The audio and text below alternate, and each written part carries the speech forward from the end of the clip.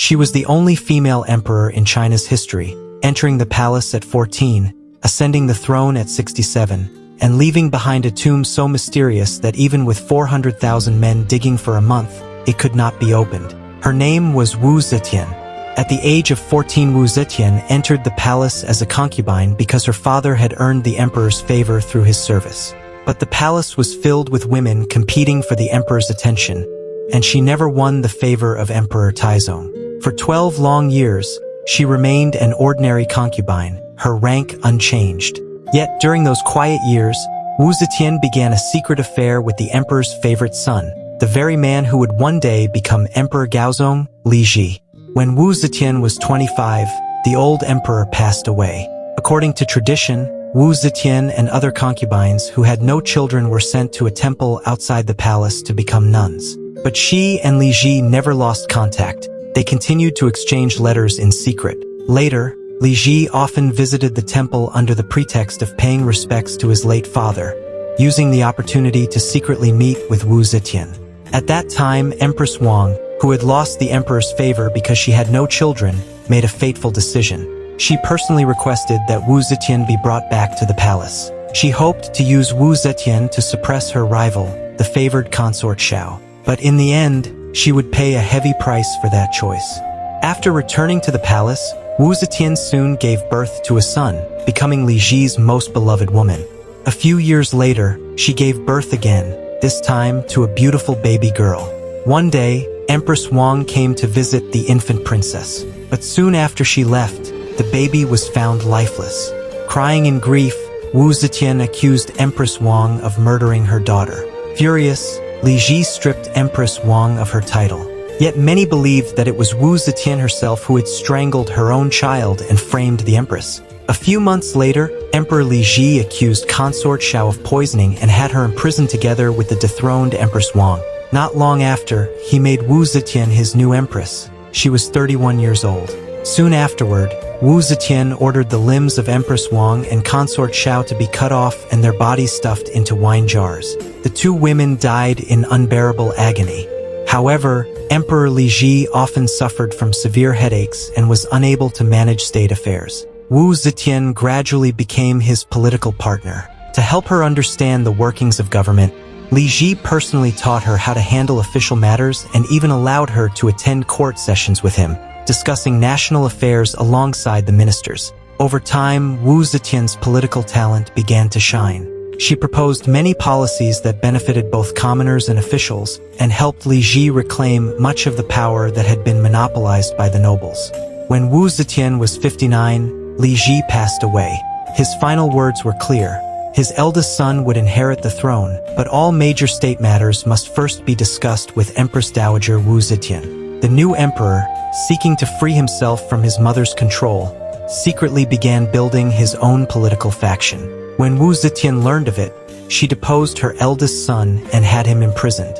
She then placed her fourth son on the throne. But even with a new emperor, real power remained entirely in Wu Zetian's hands. Her growing ambition and desire for power soon provoked resentment from her late husband's other sons. They raised troops in rebellion, but every attempt ended in failure. At that time, whispers began to spread among officials and commoners alike that Wu Zetian intended to claim the throne herself, and that a woman had no right to rule. Soon after, Wu Zetian established a system of petition boxes and offices dedicated to handling reports. She decreed that anyone, official or citizen, could submit accusations with or without evidence. If the accusations proved true, the informant would be rewarded or promoted. If not, they would face no punishment. Before long, the empire was flooded with informants. Wu Zetian also promoted a group of ruthless officials known for their cruelty. Their job was to deal with those who had been reported, especially anyone who opposed her. Once a person entered their prisons, there was almost no chance of coming out alive. Fear spread throughout the court. Every official lived in constant terror, never knowing which day might be their last.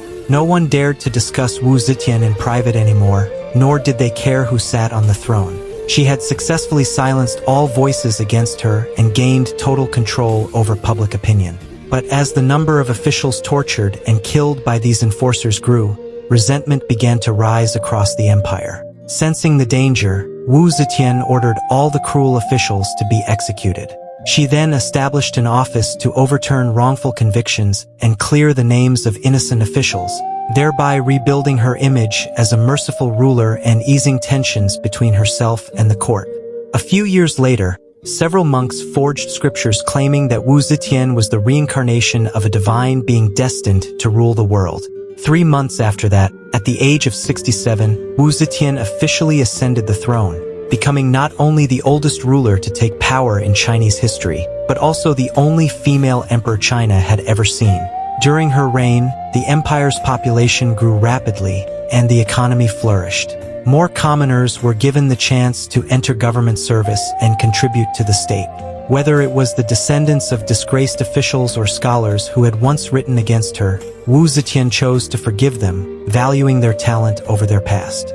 Yet by the age of 76, Wu Zetian faced a new question: who would rule after her death? She had taken the throne that once belonged to her sons, to the Li family, and had appointed many of her own relatives from the Wu clan to powerful positions. If she passed the crown back to the Li family, the Wu clan would surely face revenge. But if she let a member of her own family take the throne, then the Li clan would be the ones to suffer. It was a dilemma with no easy answer. In her later years, Wu Zetian took in 2 young and handsome men, the Zhang brothers, and granted them great power. Under her protection, the brothers rapidly expanded their influence, becoming arrogant and domineering within the palace. Over time, they grew strong enough to form a third force that could rival both the Li and Wu families. Facing a common enemy, the Lis and the Wus temporarily set aside their long-standing feud and chose to unite. In the year 705, as Wu Zetian's health declined, her son led more than 500 men into the palace. They killed the Zhang brothers and forced Wu Zetian to abdicate, returning the throne to the Li family. After 46 years in power, Wu Zetian finally withdrew from the political stage. And just as she had hoped, when her son ascended the throne, the Wu clan not only escaped revenge, they were even promoted to higher positions. 10 months later, Wu Zetian passed away at the age of 82. In her final wishes, she requested that her imperial title be removed, that she be buried alongside her husband, and that her tombstone bear no inscription, leaving all judgment of her deeds to future generations. Her tomb is the only one in China that holds 2 emperors. Wu Zetian and her husband, Li Ji, were not only partners in marriage, but also allies in politics. They loved and empowered each other throughout their lives.